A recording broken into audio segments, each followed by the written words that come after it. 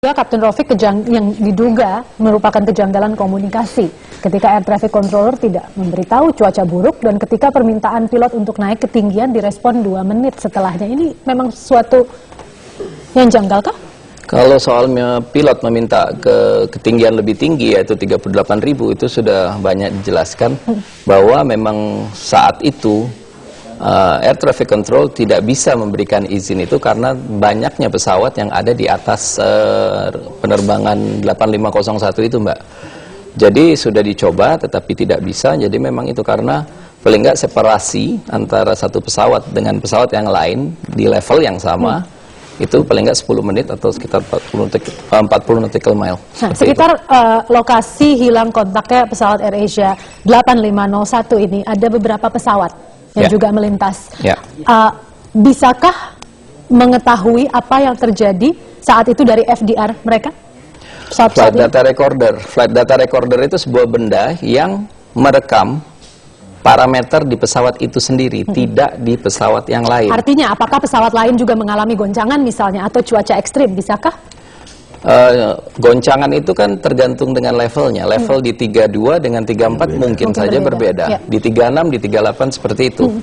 Tetapi kalau misalnya ada penyelidikan yang memerlukan data-data itu, ya itu saya tidak bisa jawab karena itu wewenang mereka. Oke, baik. Tapi kalau saya boleh tambahkan, itu sebetulnya keanehan. Keanehannya mengapa? Keanehan begini, tidak ada sebetulnya investigasi kecelakaan meminta flight data recorder dari pesawat orang lain. Harus pada pesawat terbang yang bersangkutan. Karena apa? Karena flight data recorder itu adalah merekam tingkah laku dari pesawat terbang itu atas respon dari pilot. Jadi pilot itu masing-masing mengalami cuaca yang berbeda dalam ketinggiannya. Jadi saya juga heran kok ada permintaan di 4 maskapai penerbangan yang berdekatan mau diambil flight data recordernya. Itu untuk apa gitu loh. Itu juga suatu kejanggalan juga. Jadi maksud saya itu begini, ini karena peristiwa semacam ini jangan sampai juga di dalam melakukan proses investigasi itu kita jadi malah kemana-mana. Jadi harusnya itu teratur dia. Teratur itu bagaimana, Teratur itu pertama misalnya, sekarang black box belum ditemukan. Semua kejanggalan ini tidak usah dipublikasikan, dicatat aja semua kejanggalan itu satu demi satu, terus kemudian diurut, nanti bisa dipanggil itu direktur operasi daripada, jadi boleh mulai sekarang bisa dipanggil direktur operasi daripada AirAsia, lihat manualnya, terus kemudian dikumpulkan seluruh orang yang mengizinkan dia terbang, terus kemudian ATC yang tadi itu ada terjadi misalnya perbedaan pendapat. Apakah dia waktu mengizinkan di 32.000 kaki ke 32.000 kaki ke 38.000 kaki tidak diizinkan, mengapa? Gitu misalnya ditanya. Karena begini, kalau misalnya dialog antara ATC dan pilot itu, pilotnya mengatakan saya ada dalam keadaan kondisi emergency karena weather, itu harusnya dia dikedepankan, didahulukan oleh si ATC. Dia minta yang lain clear out dari situ. Nah, kita apa itu dialog itu sendiri kita belum tahu. Belum tahu apakah terjadi atau tidak, seperti apa. Terjadi. Tapi memang itu catatan bahwa terjadi anomali atau kejanggalan itu perlu dicatat, direcord. Nanti kemudian menjadi bagian dari investigasi. Tapi tidak lazim terus kemudian belum FDR orang lain diambil. Nah, itu keliru. Belum tentu relevan. Belum relevan, tidak relevan. Baik, ketika kita membicarakan kecelakaan pesawat seperti ini, yang biasanya juga dibahas adalah pertama soal low cost carrier dan yang kedua soal keselamatan penerbangan di Indonesia. Ada data yang mengatakan penerbangan Indonesia masuk kategori terburuk.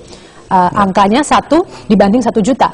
Ini 25 kali lebih besar dari angka di Amerika. Kita berada di bawah Laos dan Myanmar dan ada problem kronis keselamatan penerbangan. Saya minta pendapat dari Kapten Rafiq dulu.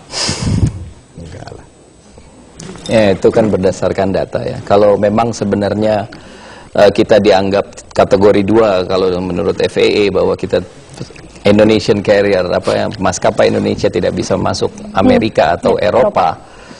Ya, itu memang dilihat dari data-data yang kecelakaan itu benar. Tetapi saya lihat di sini kita sudah melakukan perbaikan ke arah situ. Jadi kita sudah ke perbaikan, mungkin mereka, karena jangan lupa ini juga politis.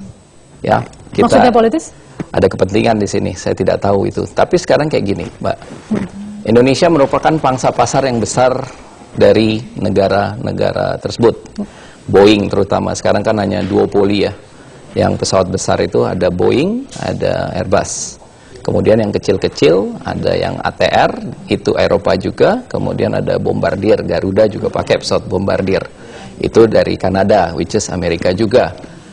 Kalau saya punya usul, mohon maaf kalau ada yang tidak berkenan.